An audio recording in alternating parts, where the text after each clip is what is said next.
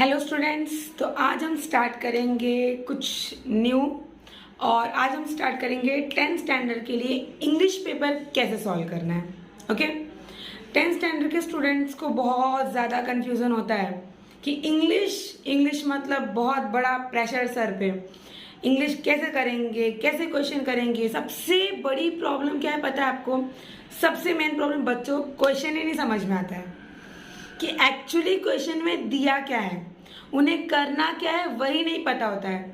पहले क्या होता था और आज भी बहुत सारे बच्चे क्या करते हैं, जो क्वेश्चन दिया रहता है ना वही क्वेश्चन का जो मेन वर्ड रहता है ना वो पैसेज में ढूंढेंगे, 2 लाइन 1 लाइन ऊपर से, 2 लाइन 1 लाइन नीचे से और फिर लिख देंगे, हो गया आंसर। बट एक्चुअली ऐसा नहीं होता है, आपको प्रॉपर सॉल्व करना होता है।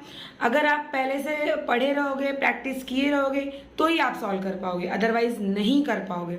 और इंग्लिश के लिए, हिंदी के लिए, मराठी के लिए आपका ग्रामर प्रैक्टिस होना, आपका पैसेज सॉल्यूशन प्रैक्टिस होना वेरी वेरी इंपॉर्टेंट है। जब तक आप ग्रामर सॉल्व नहीं करोगे, प्रैक्टिस नहीं करोगे, पैसेज सॉल्व करने का प्रैक्टिस नहीं करोगे, तब तक आप इंग्लिश का, हिंदी, मराठी का पेपर सॉल्व नहीं कर पाओगे, अच्छी तरह अटेंड नहीं कर पाओगे और अच्छा मार्क्स भी स्कोर नहीं कर पाओगे। ठीक है, तो सबसे पहले हम लोग देखते हैं इंग्लिश का ये क्वेश्चन पेपर 1, जिसमें मैं आपको लाइन बाय लाइन ये बताऊंगी कि कौन कौन से क्वेश्चन होते हैं, क्वेश्चन का मतलब क्या होता है।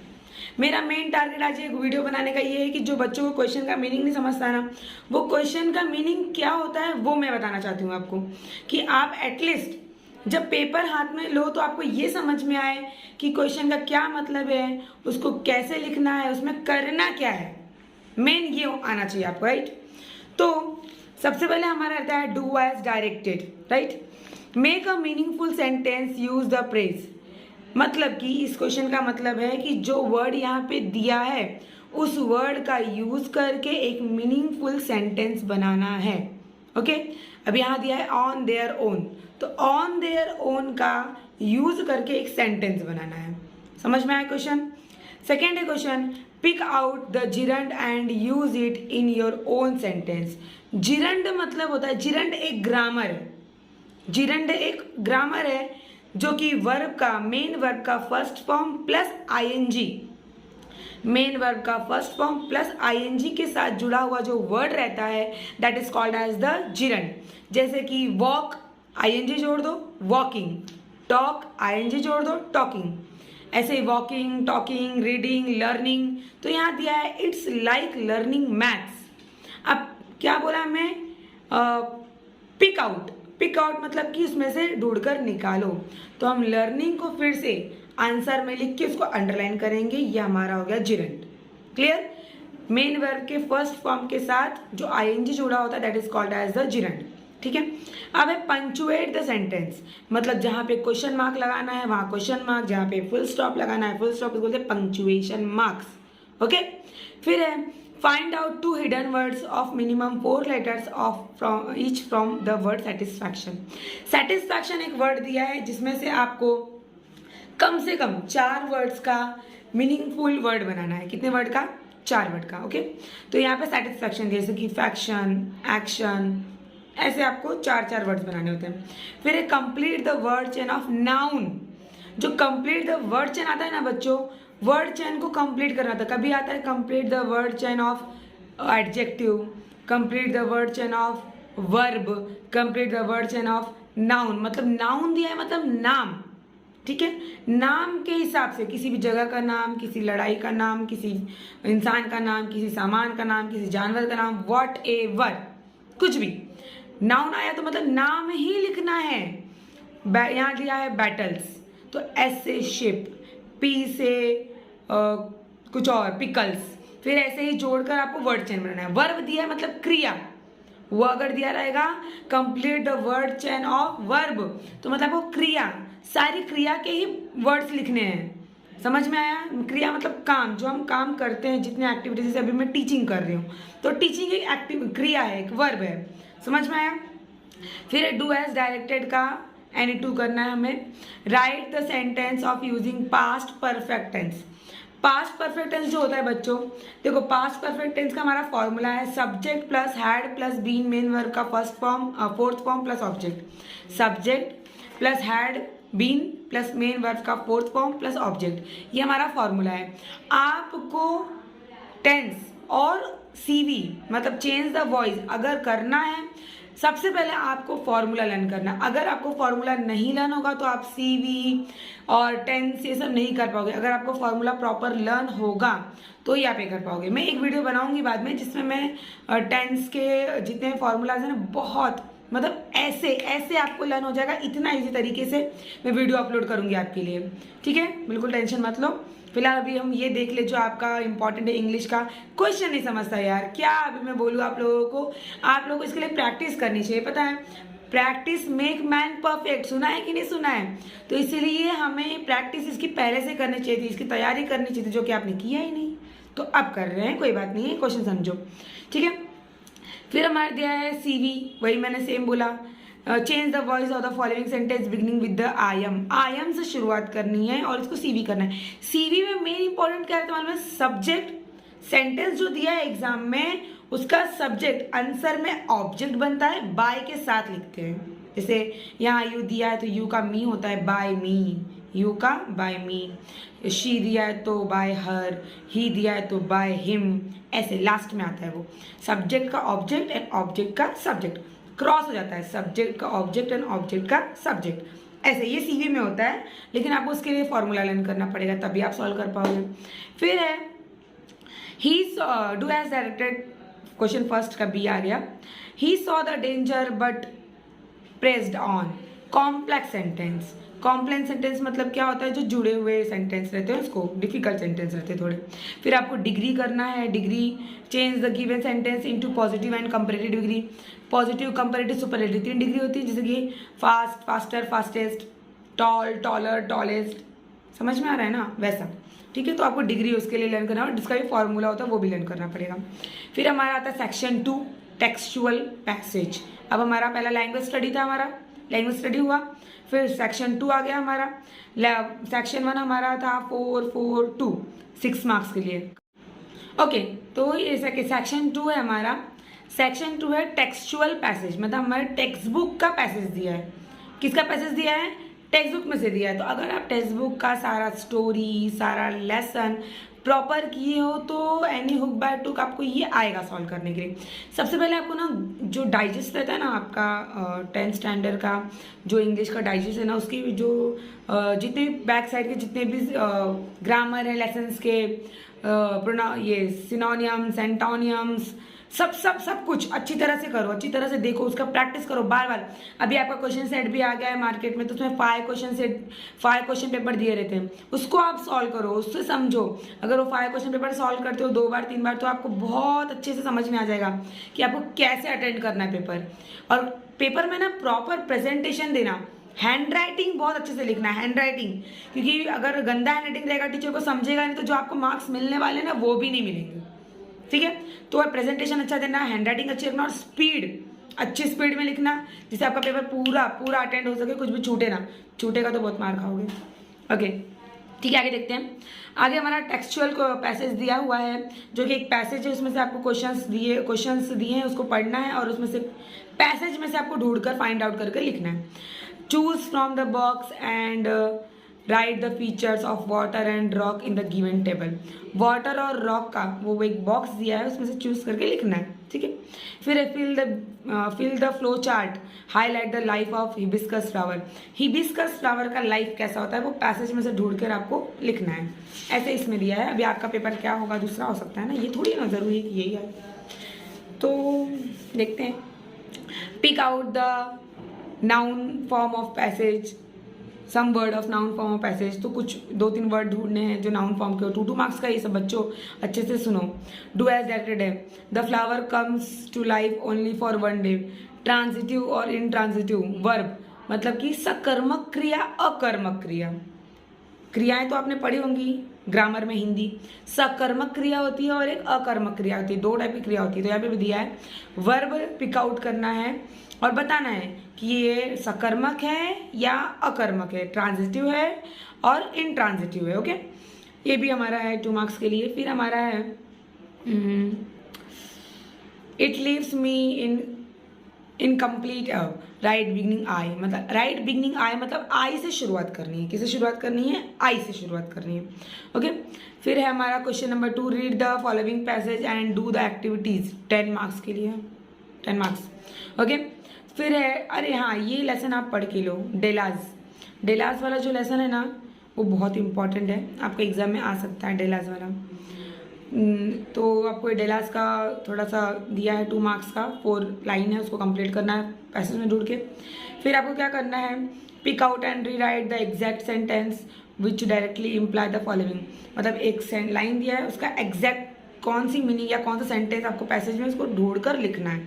ठीक है, फिर right the adjective form of following. Adjective form जैसे मैंने उधर बताया था, नाउन, एडजेक्टिव, वर्ब, वैसे वर्ब फॉर्म वर्ब फॉर्म लिखो। कुछ वर्ड्स दिए रहेंगे उसका वर्ब फॉर्म लिखना है, कुछ वर्ड्स दिए रहेंगे उसका एडजेक्टिव फॉर्म लिखना है, कुछ वर्ड्स दिए उसका नाउन फॉर्म लिखना है। ऐसे आपको आ जाएगा कितने मार्क्स के लिए? 2 मार्क्स के लिए। अब यहाँ दिया है पोजेशन। पोजेशन का हमारा क्या है? Adjective form possessive. क्या है? पोजेसिव। फिर ट्रेजरर, ट्रेजरर का एडजेक्टिव फॉर्म क्या है? Treasured, treasured. ओके, फिर है एनवी, स्पार्कल, ऐसे आपको एडजेक्टिव फॉर्म लिखने हैं इसके। अब हमारा नेक्स्ट है do as directed before, frame her hair reached below her knee, मतलब उसके जो बाल है ना, बाल वो उसके घुटने के नीचे तक पहुंचते हैं। समझ, रिच मतलब पहुंचना होता है, बिलो मतलब नीचे, नी मतलब घुटना। उसके जो बाल हैं वो उसके घुटने के नीचे तक पहुंचते हैं। तो इसका WH टाइप क्वेश्चन बनाना है और बिलो हर नी को अंडरलाइन किया है, मतलब हमें बिलो हर नी हमारे आंसर में नहीं आना चाहिए जब हम क्वेश्चन बनाएंगे। तो हमारा क्वेश्चन होगा where did her hair reach. क्या होगा? वेयर मतलब कहाँ तक उसके बाल पहुँचते हैं, तो आंसर होगा her hair reach below the knee. मतलब जो हमारा क्वेश्चन होता है ना, जब हम क्वेश्चन बनाते हैं तो हमारा वो क्वेश्चन आंसर की तरह लगना चाहिए। समझ में आया? अंडरलाइन जिसको किया है वो हमारे आंसर में नहीं आना चाहिए। जब हम उसका क्वेश्चन बनाएंगे ना तो उसमें नहीं आना चाहिए। और जगह के लिए वेयर, कहाँ के लिए वेयर, कब के लिए व्हेन, या फिर कैसे के लिए हाउ, हाउ, क्यों के लिए व्हाई, एंड कितना है हाउ मच, हाउ मेनी, कितना दूर, हाउ फार, ऐसे ऐसे सब वर्ड यूज़ करते हैं। और मेरे पास ग्रामर का पूरा पूरा मैंने खुद से बुक प्रिपेयर किया है बच्चों के लिए, बहुत अच्छी ग्रामर की बुक है यार, क्या बताऊँ मैं। कभी मैं जब मुझे टाइम मिलेगा तो मैं उसकी भी वीडियोस अपलोड करूँगी और आप लोग ज़रूर देखिए। ओके, फिर आगे देखो दिया है क्या, गिफ्ट्स। ये तो 5th क्वेश्चन तो आपको पता ही है, ओन वर्ड रहता है, लेकिन इसको लिखना बहुत ज़रूरी है।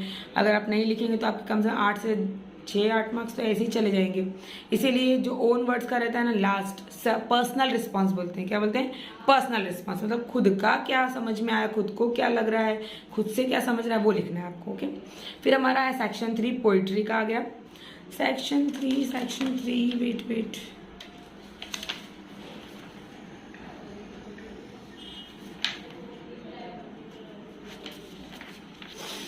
हाँ देखते हैं। सेक्शन 3 हमारा पोइट्री है, तो आपको पोइट्री के एप्रिसिएशन करने हैं, पोइट्री के ग्रामर करने हैं, पोइट्री के फिल इन द ब्लैंक्स करने हैं, सब कुछ करके जाना है। Rhyming words and rhyming scheme आपको आता है? राइमिंग स्कीम मतलब होता है जो, जैसे राइमिंग वर्ड्स है ना, कैट, बैट, मैट, ऐसा होता है ना, वैसे राइमिंग स्कीम होता है। जब पोयम का जब हम लाइन पढ़ लेते हैं ना, पोयम के लाइन में जो लास्ट वर्ड रहता है ना, अगर वो वर्ड नीचे के वर्ड से दूसरी लाइन से मैच कर लिया तो ए, फिर तीसरा वर्ड जो है वो अलग है, फिर चौथा वर्ड तीसरे से सेम है, तो ए बी बी। समझ में आया? जैसे कि she is a cat, she is a cat, this is a bat, there are man, we go in a van, ऐसा। तो ए बी बी, ऐसे राइमिंग स्कीम होता है। अब समझ में आया? तो राइमिंग स्कीम ऐसे लास्ट लेते हैं राइमिंग वर्ड का।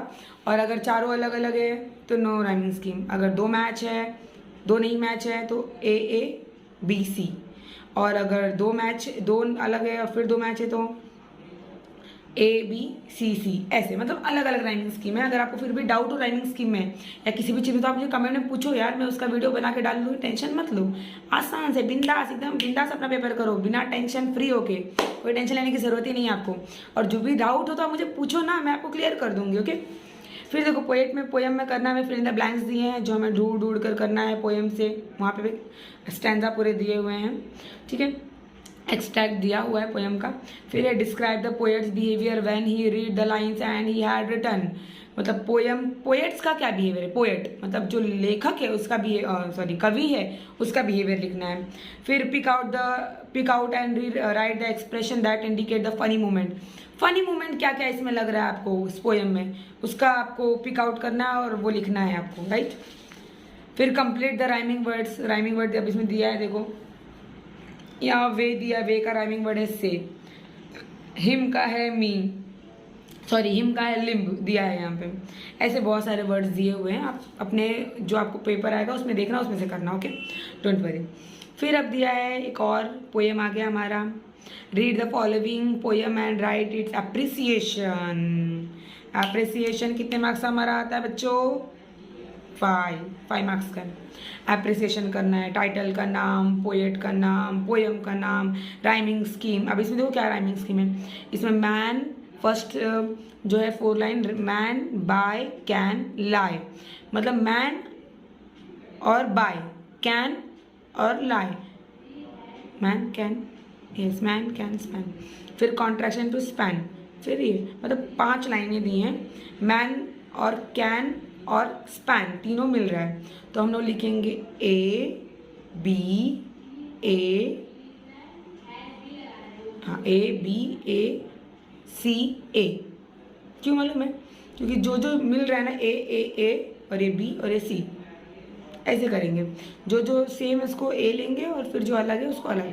अगर बी भी सेम होता तो बी के हिसाब से, पर पहली लाइन से मैच कौन का, पहला लाइन ए है और पहले से मैच हमारा 3rd लाइन और 5th लाइन था, तो हम लोगों ने इसको ए बोल दिया, और सेकेंड लाइन बी था और जो बीच का लाइन था वो सी हो गया। फिर ऐसे करते हैं हम लोग। फिगर ऑफ स्पीच हो गया, फिर सेंट्रल आइडिया, थीम, ये सब करना है, अच्छे से पढ़ो। फिर हमारा वापस आ गया सेक्शन 4th, उसमें पैसेज दिया है, उसमें से पैसेज में ढूंढ कर लिखना है। Complete the following sentence, pick out the synonym, synonyms मतलब होता है समानार्थी, एंटोनियम्स मतलब होता है विरुद्धार्थी, समानार्थी विरुद्धार्थी, ओके। फिर है कंप्लीट द गिवन स्टेटमेंट। फिर हमारा आता है, फिर से वही है 5th वाला आ गया, पर्सनल रिस्पॉन्स जो आपको खुद से करना है। फिर हमारा है right a short summary of the passage given in 5 marks का। शॉर्ट समरी आपको पता है, समरी 5 मार्क्स का आता है आपको, और जितना बड़ा पैसेज है उसका वह 1/3 सारांश, हिंदी में बोलते हैं 1/3 सारांश, उसको इंग्लिश में बोलते हैं शॉर्ट समरी। उसका जो मेन मुद्दा है वो निकाल कर आप लिखो, कम से कम 4 लाइन का 2 और 2 लाइन का 1, ऐसे 3 पैसेज बना कर लिख देना।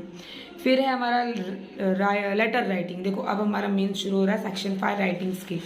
ये आपको बहुत अच्छे से ध्यान देना है, बहुत ज़्यादा अच्छे से ध्यान देना है, मैं बता रही हूँ आपको। लेटर 2 आते हैं, एक आता है फॉर्मल लेटर, एक आता है इनफॉर्मल लेटर। अगर आप इनफॉर्मल लेटर लिखते हो इट्स ईजी, आपको लगता है इनफॉर्मल ईजी है, डियर सर, ये डियर फ्रेंड, ऐसे करके हम लिख देंगे। लेकिन जो फॉर्मल होता है उसमें आपको प्रॉपर मार्किंग होती है। सबसे पहले एड्रेस, जिसको हम भेज रहे हैं उसको अपना, फिर उसको जिसको भेज रहे हैं उसको, फिर टू, फिर सब्जेक्ट, फिर प्रॉपर बॉडी पार्ट, फिर नीचे thanking you, yours faithfully, what ever जो भी दिया है, तो सब मार्किंग होती है। 1 marks, 2 marks, 1 marks, half marks, ऐसे करके मार्किंग होती है। तो अगर आप फॉर्मल लेटर का प्रैक्टिस करो तो आपके लिए बहुत अच्छा है, क्योंकि फॉर्मल लेटर जो है वो अच्छी तरह से आप अटेंड कर पाओगे। इनफॉर्मल करोगे पर आपको, अरे यार सेंटेंस ही नहीं समझते ना, आपको सेंटेंस ही नहीं आता आपके दिमाग में, अरे क्या बना कर लिखे, क्या is, to, the, here, there, hey, वो करके लिख दोगे, फिर क्या होगा, मार्क्स 2 मार्क्स, 1 मार्क्स, 1.5 मार्क्स, इतना ही मिलेगा, कुछ मतलब नहीं है। फॉर्मल लेटर का प्रैक्टिस करो, फॉर्मल लेटर, ओके। फिर verbal to non verbal, non verbal to verbal. Verbal मतलब होता है, ये भी आपका एक राइटिंग स्किल में आता है। वर्बल मतलब हमारा पैसेज, पैसेज से जब हम पाई चार्ट में कन्वर्ट करते हैं, पैसेज से जब हम ऐसा चार्ट में कन्वर्ट करते हैं, बॉक्सेस में कन्वर्ट करते हैं, that is called as the verbal to non verbal. Verbal मतलब पैसेज, नॉन वर्बल मतलब जो बॉक्स बनाए या ट्री डायग्राम बनाए, ऐसा कुछ बनाए, उसको बोलते हैं non verbal. Verbal to non verbal, ठीक है। यहाँ पे और करके ऑप्शन दिया है, आप दोनों में से कोई भी कर सकते हो। यहाँ पे देखो, आपको दिखा दूँ मैं, ये पैसेज दिया है, ये हमारा वर्बल, और ये देखो यहाँ पे आपको, सॉरी, ये ऐसा कॉलम दिया रहेगा तो ये नॉन वर्बल है, ठीक है। तो वर्बल टू नॉन वर्बल करना है, non verbal to verbal, choice आपकी है, आप कर सकते हो। ये भी 5 मार्क्स का रहता है। फिर है हमारा राइटिंग, स्पीच राइटिंग और व्यू काउंटर व्यू। या तो स्पीच राइटिंग करना है या तो व्यू या काउंटर व्यू करना है। स्पीच राइटिंग में आपको पूरा स्पीच लिखना है, जैसे कि अगर टीचर्स डे पे है या एनुअल फंक्शन पे स्पीच है, जो बीत गया, अब उस पर लिखना है कि क्या क्या हुआ, कैसे हुआ, कब हुआ, क्यों हुआ, कितने आए, कितने गए, कब खाए पिए, कितने बजे एंट्री की, कितने बजे एग्जिट किया, सब कुछ। और काउंटर व्यू में क्या होता है, जैसे कि डाउरी, पता है वो डाउरी दहेज, एक होता है व्यू, एक काउंटर व्यू। दहेज, व्यू बोलेगा कि दहेज लेना अच्छी बात है, काउंटर व्यू नहीं नहीं बुरी बात है, तो ये इसके ऊपर लड़ेगा, ये इसके ऊपर लड़ेगा। वो दोनों आपस में जब बातचीत करेंगे, कम्युनिकेशन करेंगे इस टॉपिक पे, पॉजिटिव नेगेटिव, नेगेटिव पॉजिटिव, ऐसे आपस में लड़ेंगे। तो एक व्यू होता है, एक काउंटर व्यू होता है। व्यू उसके पॉजिटिव में रहता है और काउंटर व्यू उसके नेगेटिव में रहता है, तो उसको बोलते हैं व्यू काउंटर व्यू। ये भी आपका आता है 5 मार्क्स के लिए, उसके लिए पॉइंट्स भी आपको दिए होंगे। फिर हमारा एक्सपांशन ऑफ आइडिया, वो भी 5 मार्क्स का है।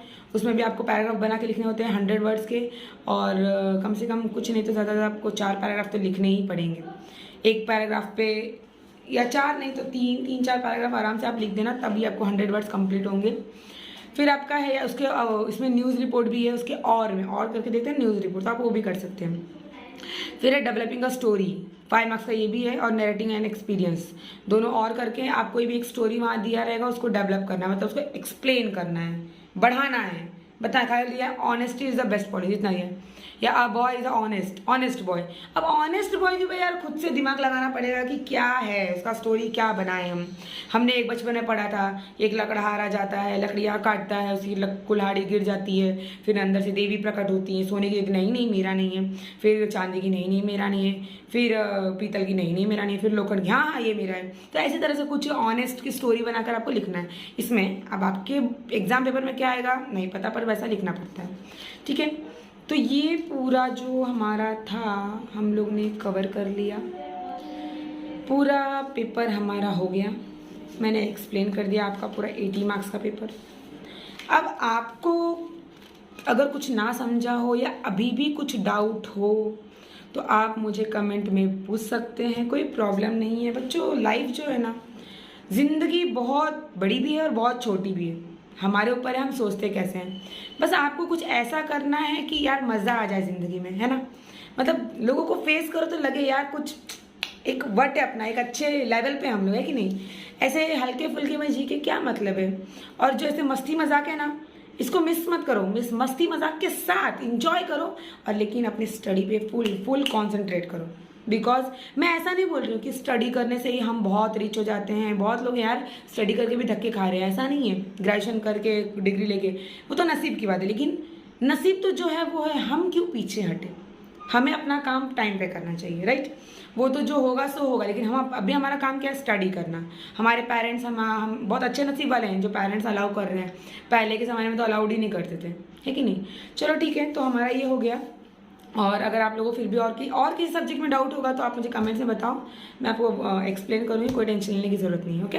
बट और भी अपने फ्रेंड्स को शेयर करो, दिखाओ, बोलो, बताओ यार। एक सब्सक्राइब करो चैनल को, उधर एक बेल होता है उसको भी टिक टिक कर दो आगे की वीडियोस देखने के लिए। और अगर कुछ भी डाउट है तो पूछो, okay. Thank you, bye, take care.